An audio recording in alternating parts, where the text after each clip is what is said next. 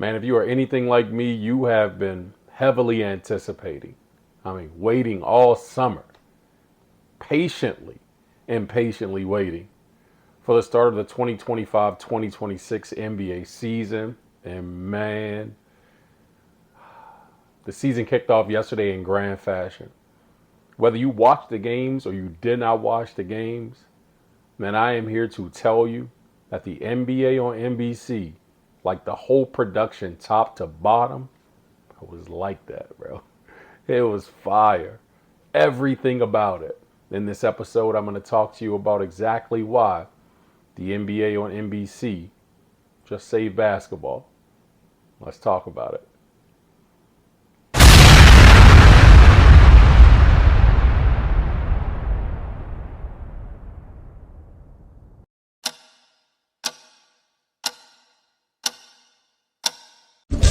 Yo, what's good, everybody? My name is Cosmic, and I want to welcome you to my channel, Opinion Stated, where I give unfiltered, opinionated sports takes. Let's go.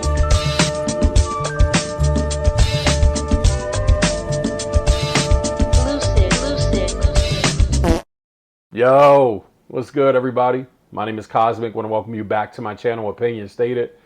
Man, I got a very fun episode for you. Super excited, as I said in the intro. Man, this NBA season is back, and I am excited to dive headfirst into this episode as a bit of a recap of the opening night for the 2025-2026 NBA season.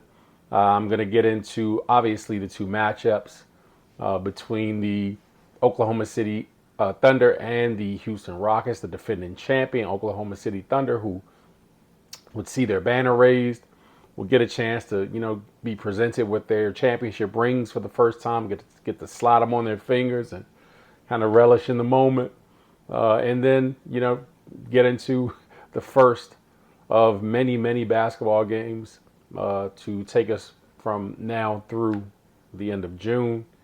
And then in the second game, we got a chance to see the new look Los Angeles Lakers take on the Golden State Warriors.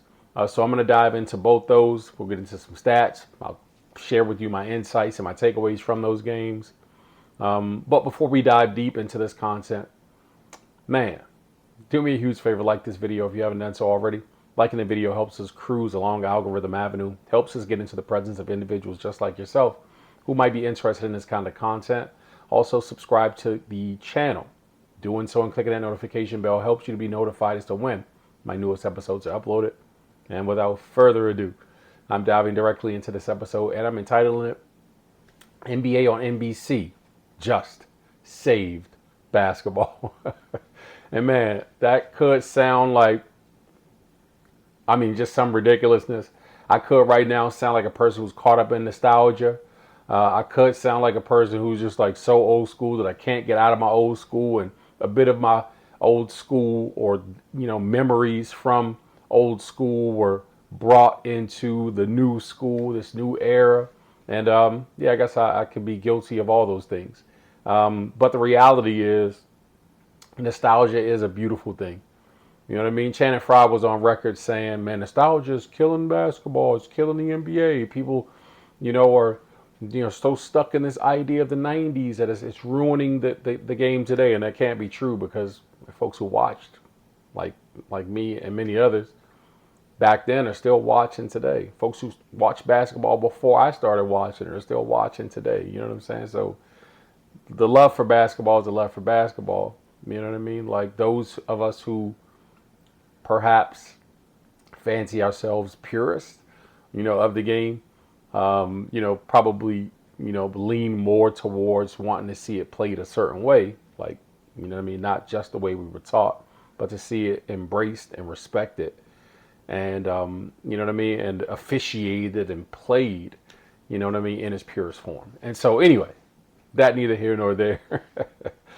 We also got a chance to, speaking of nostalgia, we also got a chance to live out what has been much talked about in the media, which is Michael Jordan, being a contributor to the NBC broadcast.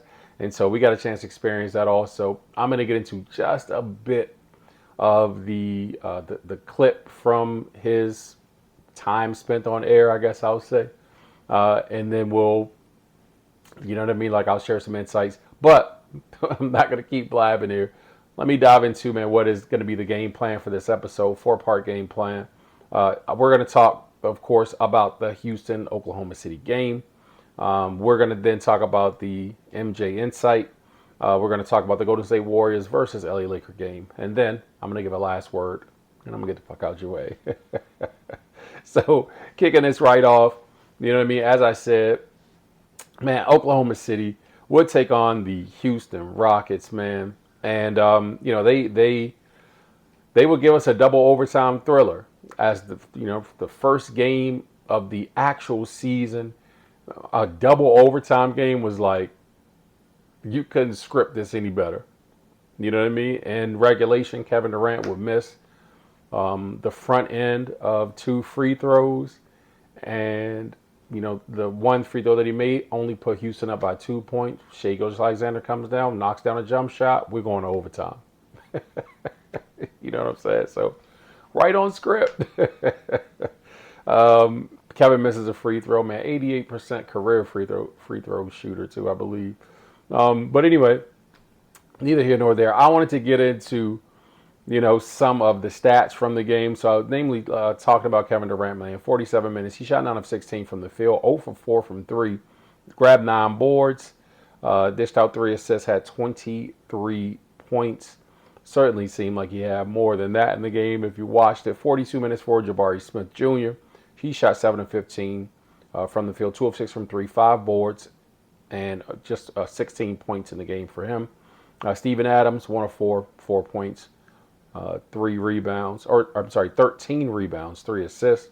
Alperen Sengun in 49 minutes, man. The night belonged to Alperen Sengun. 49 points. In 49 minutes, 39 points. 5 of 8 from 3, 11 rebounds, 7 assists. It seemed like, especially down the stretch, like through the fourth quarter, I can say for certain. Through the second half, I'll say third and fourth quarter. Whenever Oklahoma City seemed to cut the lead down to like 1, 2. They go on a push.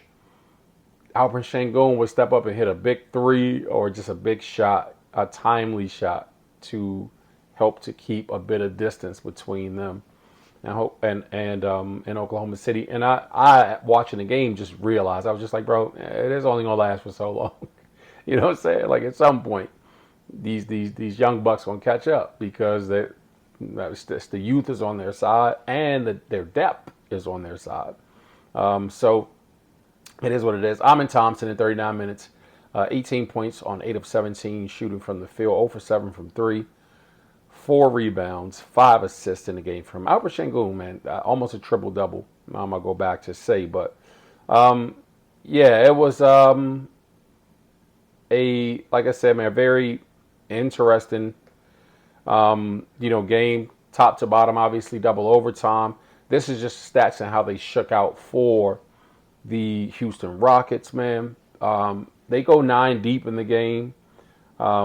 Reed Shepherd, 9 points off the bench, 3 of 11, 2 of 7, 2 of 7 shooting from 3. The team, they gave it their all. I think that Houston, we have a problem. Houston's biggest problem is that, man, they need somebody to distribute the ball. You know what I mean? Amen Thompson did a great job. If they're going to have him at 6'7", running the point for the rest of the season, that's all well and good. But somebody needs to come in off the bench and be able to spell him and keep the offense going. That wasn't Reed Shepherd. I think in the offseason, I was saying in my preseason predictions episode, I was saying, oh man, they had Aaron Holiday. And I was like, oh, okay, cool. Maybe it'll be, Aaron who's running the point for him. But no, it wasn't. It was Reed. Yeah, that wasn't very effective. So we'll see how it goes. Obviously, man, the season's just starting, so they'll have some time to make some adjustments. I certainly expect head coach Ime Udoka to make some adjustments. But again, a 125-124 victory for the defending champion Oklahoma City Thunder. They let those boys stick around, man, and still won. It is what it is. Isaiah Hartenstein, 6 points in 37 minutes, 2 of 5. He picked up some early fouls. but he did have 8 rebounds and 5 assists in the game as well. So the obviously the fouls, man, held his production in check. Chet Holmgren, man, came off the top. I mean, out the rip, I think he had like 15 of their first 17 points or something like that. But 28 points in the game he finished with in 39 minutes, 11 to 17 shooting from the field, 2 of 5 from three, 7 boards, 2 assists. Shai Gilgeous-Alexander got off to a super slow start.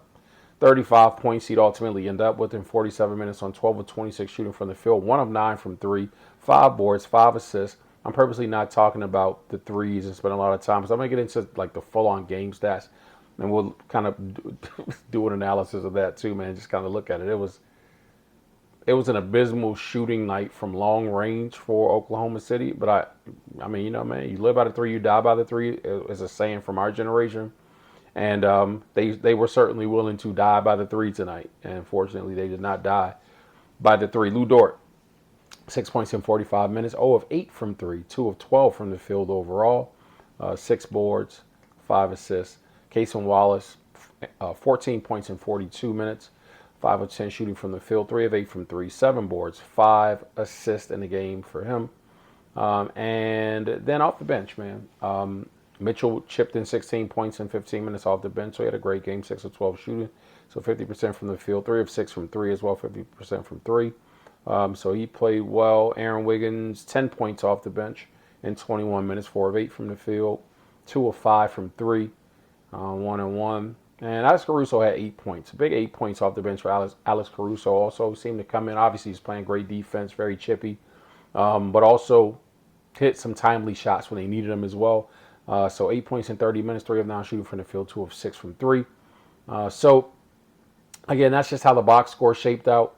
The Oklahoma City Thunder, to me, in this game look, maybe it's like a bit of the high from, receiving their rings and hanging the banner and all that stuff. We know that typically, if you've watched basketball long enough, on those nights, the team that typically gets the ring, they get blown out in this game. You know what I mean? Like typically.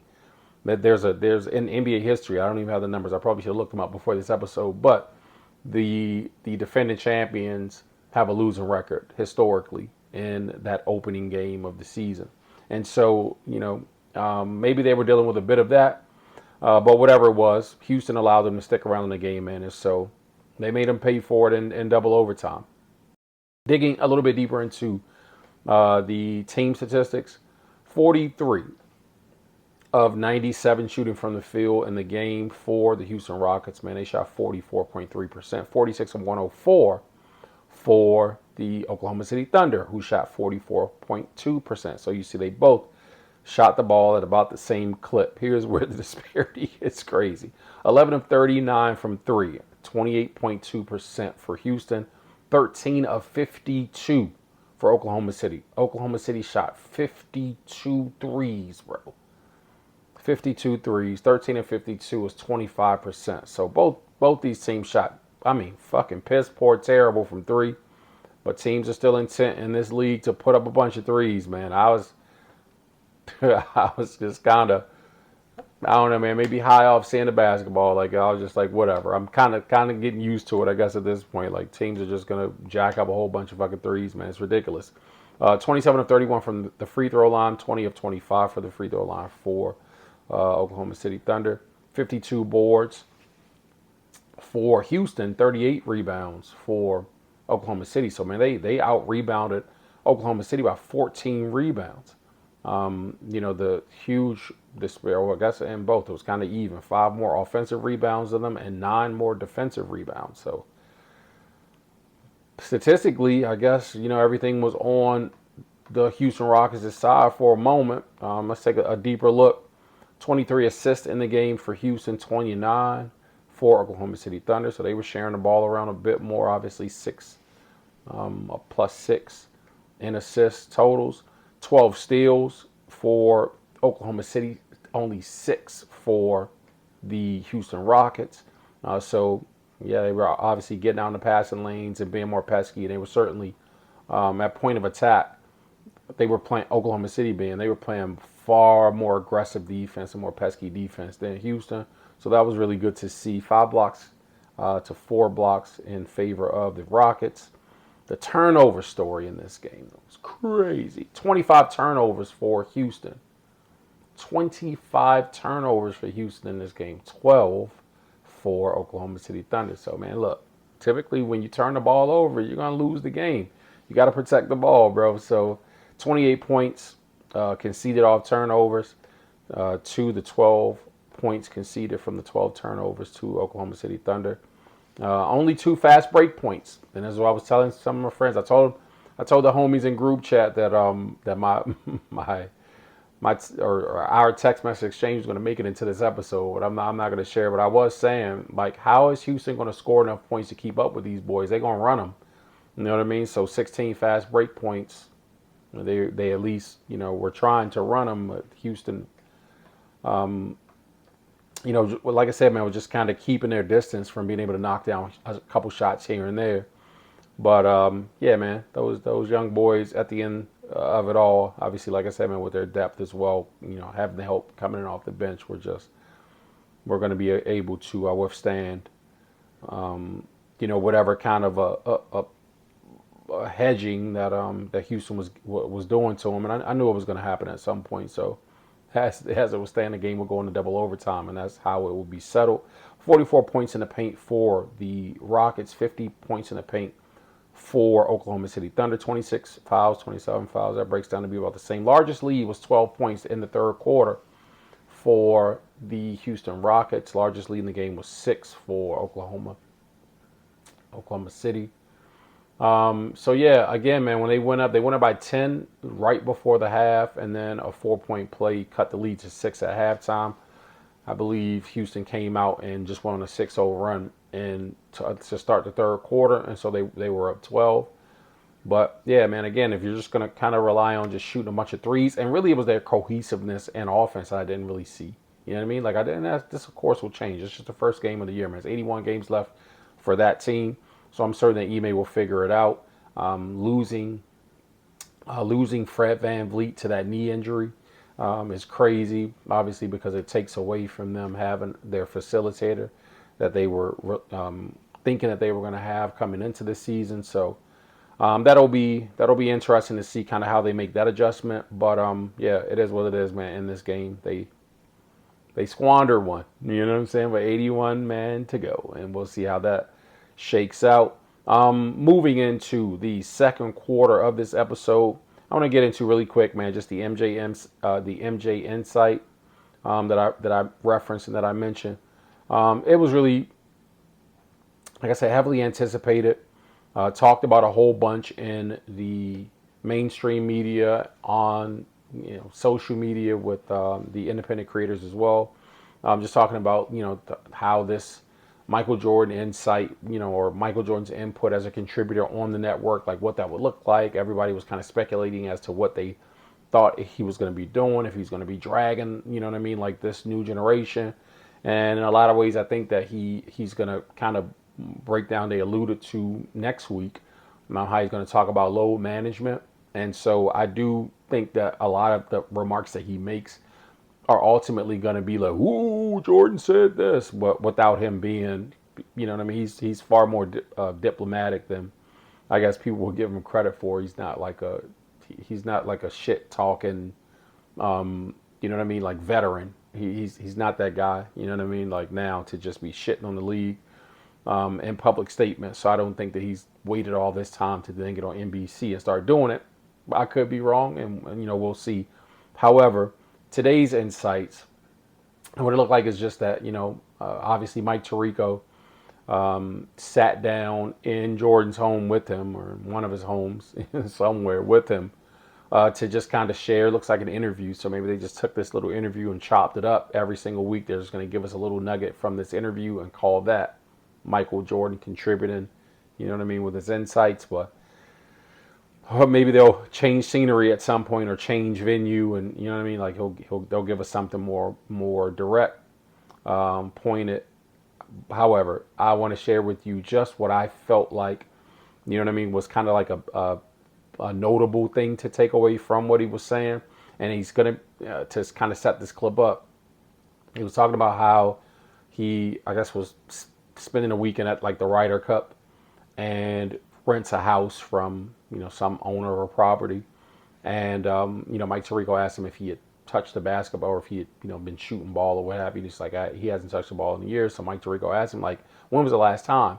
And so he brings up this story about renting this house and there being a basketball hoop there, and the guy's, grandkids are there, and grandson is there, and he's like, hey man, I want you to shoot a free throw. And, so he goes into this story. So you guys just let's just take a listen, and I'll come back and I'll get my insights. And I was meet and greet and thank him for allowing me to stay in the house. And he had a basketball court. He says, I want you to shoot one free throw. I said, really? And I already paid for the house. It's not like he got to see me. So when I stepped up to shoot the free throw, it's the most nervous I've been in years. Stop it. In years. Stop it. Come on. And reason being is those kids heard the stories from the parents about what I did 30 years ago. Right. So their expectation is 30 years prior, and I haven't touched the basketball. I hope you switched it. Absolutely. I got the most gratifying, that made my whole week, is that I was able to please that kid, not knowing if I could. So you let us bring a camera or two to your place here to talk to you about basketball. Why do you want to share what you're thinking about basketball now? It's pay it forward. I have an obligation to the game of basketball, not financially. I'm okay. I mean, I think more or less from as a basketball player is to be able to pass on messages of success and dedication to the game of basketball. Still love it? Love it like you wouldn't believe. I mean, in all honesty, I wish I could take a magic pill, put on shorts, and go out and play the game of basketball today. Because that's who I am. That's that type of competition, that type of competitiveness is what I live for. And I miss it. I miss that aspect of playing the game of basketball. Being able to challenge myself against what people see as great basketball. But it's better for me to be sitting here talking to you as opposed to popping my Achilles and I'm in a wheelchair for a while. Man, so again, that clip I just wanted to share. I'm not sure how much. That's about a minute and a half of a clip, man. I'm not sure how much I could share without, having my video flagged for copyright by NBC. I wish the NBA, the NFL weren't so petty, man, to allow us to use like some of the footage, because I can get into more of like film breakdowns and stuff like that. But you guys will just have to hear me blah blah blah about my opinion on it without being able to see the footage. But I wanted to just kind of share that, man, because I just feel like there were a couple things that he said in there that I know for certain resonate with me and resonate with most MJ fans and most, again, man, just fans of basketball, and how he was kind of just, saying, and it speaks to his character and what we know of him as a basketball player, where he's just like, man, I was so nervous. I was more nervous than I've been, in years, just standing there, with the pressure on me, with this kid looking at me. I have to live up to these stories from 30 years ago. Like, these kids don't know. You know what I mean? Like, this kid standing here, he doesn't know, but his parents have told him, like, this guy's. So, man, the pressure's on him. He's out there, like, and he's like, man, I hope you switch. He's like, absolutely. And, you know what I mean? But it meant a lot to him to have to do that, or to do that in front of this kid. You know what I mean? Like, it just meant a lot for him to knock down this free throw in front of this kid to show that he still had it to a degree. Because it's the competitor in him, but it's also in his nature to wanna do well at the sport. You know what I mean? So even to say that he misses it and still wishes, that he could put some shorts on, some magic pill that he could take that would allow him to put those shorts on today to compete against those who people think are good at basketball these days. You know what I'm saying? Like, y'all think these motherfuckers good? Like, I wish I could lace them up and play these bum up. I wish I could put them. Y'all think they good? Like, so I love that about his competitive spirit. That is literally the definition, or perfect description. I think if anybody wanted to like understand the mentality of Michael Jordan, man, like even this interview at this 60 plus years old age, you know what I mean, where he's just talking candidly, but talking, you know what I mean, like from a pure sense, you know what I mean, like without down anybody, but he's just talking like, man, I would just love to still get out there. That's the embodiment of Jordan, man. So it was good to see him on TV, the house that he built for NBC and the NBA. Obviously the nostalgia of the music, man, all of it was dope today. It was. I'm telling you, man, the production was like that top to bottom. We got a national anthem, man. We got bona fide starting lineups. You know what I'm saying? And then we got, you know what I mean, the anticipation built up for the tip off, which was perfect, man. It was perfect. So I want to get into the third quarter of this episode and talk about this Golden State Warriors versus Los Angeles Lakers game, where the Golden State Warriors would defeat the LA Lakers 119 to 109. I would almost say, man, the second half, the game obviously was shown to. I didn't click over to Peacock because I don't have Peacock. You know what I'm saying? Fuck Peacock. I'm not getting any more subscriptions to anything else. You know what I'm saying? So I watched the game on NBC, and the game obviously went into double overtime, as I said. When that game wrapped, then they cut us into the Laker game and Laker Golden State game, which was already in progress. But at that point, the Golden State Warriors, I believe, were up like 6 points. So it was like 37-31. You know what I mean? In that game. And it just seemed like Golden State was obviously in control from then on. But in the game, and Jimmy Butler was already doing his thing, and he finished the game with 31 points in the game, 31 points in 35 minutes on 7 of 14 shooting from the field, 1 of 2 from 3, 5 rebounds, and 4 assists. I am smiling as I read Jimmy Butler's numbers, is because, as I was telling the homies, and these text messages going to make it from the chat, you know what I'm saying? But I told them, I was like, if the Golden State, I told my homie Isaiah, I was like, if Golden State unlocks Jimmy Butler this year, you know what I mean? Like, that'll be cool. And he was like, if, and on me, you know what I'm saying? So it's cool. But I was right. Like, they relied on him to be playoff Jimmy in the playoffs last year, but they really hadn't unlocked him offensively. So I feel like he came in, even though the team improved, meaning the Golden State Warriors improved drastically because of Jimmy joining them. I don't think that they really integrated him into the offensive schemes and systems. They ran into that system, rather. They schemed for him a bit, but they didn't really integrate him into the system, which was really difficult to do. It stands to reason. But given a full off season, you know what I mean? Like, I was almost certain. I was just like, man, they got to unlock him. He's going to have to be Jimmy. He's going to have to be like Hemi Butler, bro. He's got to be Hemi in order for them to be as successful as they can be. Otherwise, they're going to meet the same fate as last year. You got to unlock Jimmy. You know what I mean? They did today. Obviously, let Jimmy rock and roll. 8 points, 7 rebounds, 9 assists for Draymond Green. He had a Draymond Green type stat line. My guy, Jonathan Kuminga. In the preseason predictions episode, man, you remember I'm high on Jonathan Kuminga. I was happy to see him finally take care of the kid. I'm like, I don't know why they were acting like they ain't want him here, like he ain't valuable to them. It's really weird. It was just so strange. According to the analyst on, I don't know if it was Noah Eagle or it was Grant Hill who were calling this game, but they said that Steve Kerr could be quoted as saying the role that he sees Jonathan Kuminga playing is that of like a Sean Marion. You know what I'm saying? And I can see it. Like, he definitely has that kind of athleticism and that skill set to be able to dive. You know what I mean? Like, jump out the gym. He can stretch the floor a bit. You know what I mean? With his jump shots, he can put it on the floor and get it how he lives. I can definitely see him being a Sean Marion kind of a player for the Warriors team, or filling that role. I don't think that there's anybody better to fill that role than Jonathan Kuminga with his athleticism. And so that stands to reason. But again, 17 points in the game for him in 33 minutes, 6 of 11 from the field, 4 of 6 from 3, 9 boards, 6 assists, man. So a solid, mostly second half from Jonathan Kuminga. Steph Curry, 23 points in 32 minutes on 6 of 14 shooting from the field, 3 of 9. Pretty pedestrian evening for Steph Curry. Only 33% shooting from 3. Brandon Pajemski. Yeah, I know I love pods, man. 7 points in the game for Pajemski, 7 boards also, though. So he had a pretty decent game as a role player, or in the role, but he started, in the game. So he had some bench points and to flip flop between, you know what I mean, just like little 7 points in the starting lineup. Which could have been points coming off the bench.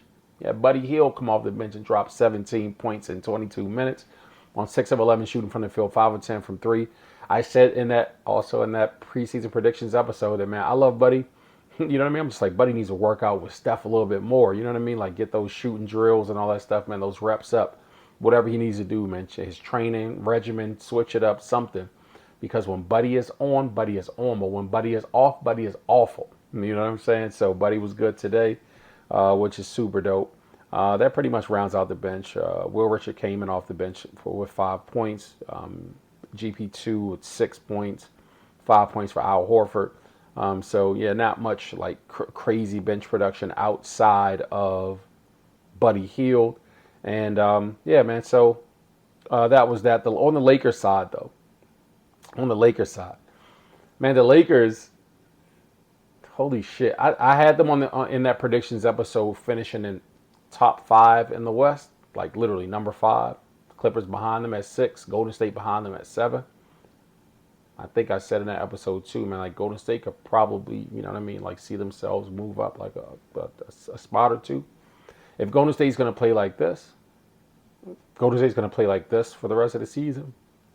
Yeah, I can definitely flip flop them with the Lakers. If the Lakers are relying on LeBron James to come back, like that's somehow going to be like the missing piece that they need, they are in trouble, bro. They are in trouble. I'm not saying that adjustments aren't going to be made at some point along the way that are going to be an improvement, you know, for this team. Sure it is, but bro, this roster is even more ass, I think, than I had given it credit for being. It's trash, bro. Rui Hachimura just 9 points in the game on 3 of 6 shooting from the field, 3 of 6 from 3 specifically. I think he hit all those threes in the second half, or you know maybe 1 in the first half, 2 in the second half. 4 boards, 3 assists. No 2-point field goals for Rui in this game, which I thought was really, really interesting. But maybe it's because of the style of play of Luka, where he's just dribbling the ball so much that all you can do as a Rui is sit in the corner, as to, you know, to stay out of the way. Because you don't want to be out of position, like, you know what I mean? Like making your way into the lane when Luka's going to be dribbling down there, and ultimately by you coming into the lane, running the baseline, whatever it is, you're bringing an extra defender into the lane to clog it up so Luka can't do his methodical thing that he does down there so well. So I think that's indicative in the numbers based on what I saw as well. DeAndre Ayton in 34 minutes only had 10 points in the game, 6 rebounds. Yeah. There was a point where I saw like where Luka came down. There was a pass in the corner that led to a pass to Luka, I believe, like high post, and then Luka, you know, one dribble kind of threw a lob back to Jackson Hayes. They'll figure this out. I remember it here in the off season, like as training camp was going on. DeAndre Ayton was making statements like haven't had a chance to practice with LeBron or Luka just yet. You know what I mean? So they'll figure it out. But if they definitely need to have DeAndre Ayton and some more, and they will, because this is where Luka thrives in some of those situations, man, where you get some pick and roll, some lobs going to, you know, along that baseline, etc. Because otherwise, it's gonna be tough sledding. You know what I mean? As a big man playing with Luka, so definitely I see that changing. Just 3 points in the game for Gabe Vincent on 1 of 4 shooting. Again, all 3-point shots, 1 of 4 from 3. No 2-point field goal attempts for he or Rui. And then let's take a look at Austin Reeves first and foremost. Austin Reeves, 26 points in 36 minutes on 9 of 16 shooting from the field, 1 of 5 from 3, 5 boards, 9 assists in the game as well. Very slow starting game for him, but some foul trouble as well. Austin Reeves basically put in the majority of his work offensively in the second half. Also, and they put up a pretty decent fight where they were, you know, kind of making some headway to come back in the game from down the deficits that they were until they were just put away and the game was what it was. But the star of the team, obviously, man, and one of the best basketball players in the NBA right now, top to bottom, hands down, like No debating. In 41 minutes, Luka Doncic dropped 43 points in this game on 17 of 27 shooting from the field, 2 of 10 from 3, 12 rebounds, 9 assists, so 1 assist shy of a triple-double. Luka is a fucking beast, bro. And the weight does have bearing on how he played out there. There was one point, I think he played the entire third quarter, and he was still in the game in the fourth quarter, and they're like, yo, Luka hasn't sat down yet. And I'm like, yo, that's big. So his conditioning is certainly there. Luka was out there playing defense too, bro. Now, there were a couple of moments where I watched him kind of just blow some defensive assignments, but man, he was tenacious out there. He was literally, you know what I mean, sliding those feet at the point of attack and everything. Luka was playing D. Luka was playing D, bro. I was shocked. I was like, damn, I don't think I've seen Luka Doncic really give effort on the defensive end like I saw tonight in a very long time. So I was very impressed with that. But yeah, man. Aside from that, you just got 3 players in double figures for the Lakers. 3. That's just DeAndre Ayton with his 10, Austin Reeves with his 26, and Luka with his 43. That is literally 69 points from Luka and Austin Reeves. 69 points. The Lakers only went 9 deep. They only played 9 players in this game. Jared Vanderbilt off the bench, Jake LaRavia, Jackson Hayes, who I mentioned earlier, and Marcus Smart. Marcus Smart, 9 points off the bench. 5 for Jake LaRavia, and 4 points for Jackson Hayes. 69 points for Austin and Luka, meaning that the rest of the team only scored 40 points, bro.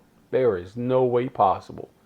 There is no way possible that this team can survive only playing 9 players. Well, LeBron comes back, that'll be 10. Like, I'm not understanding why Jake LaRavia and Vincent got so much wreck today, honestly. And Dawson Connect is a DNP coach's decision. Like, what the fuck? Like, seriously, bro? Dawson Connect was coming into the game contributing last year positively to the team, you know, to the team's scoring output. He was, you know, he's a long body, so he's out there, you know what I mean, like affecting shots, grabbing boards. I don't understand why this kid ain't playing. And I mean, again, I'm not in the practices, and I'm not, you know what I mean, like I don't know what's going on behind the scenes. But whatever it is, man, JJ need to get his head out his ass, or Dalton needs to get his head out of it, one way or the other. You know what I'm saying, or both ways.